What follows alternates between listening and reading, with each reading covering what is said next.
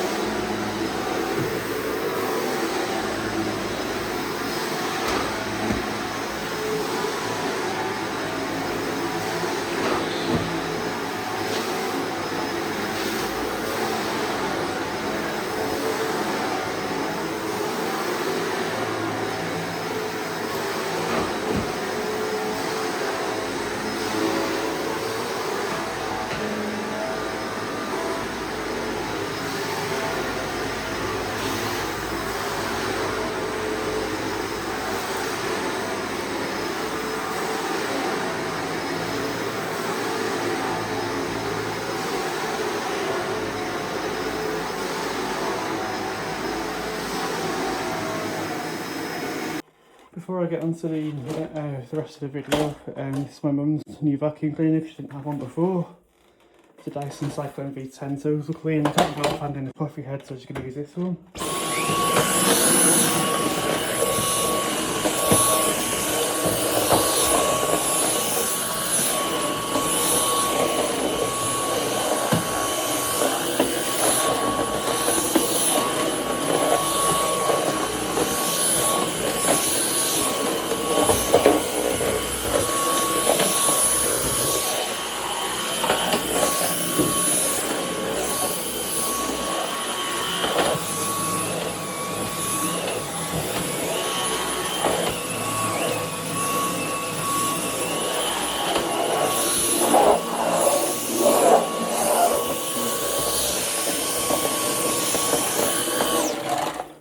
So yeah, she got it on the Black Friday sale a couple of months ago because she only vacuums sort of a couple of times a week just to like whip around and, you know, do these mats downstairs and stuff. So I come around maybe once a week or every 2 weeks or something with my upright vacuum cleaner and deep clean carpets anyway.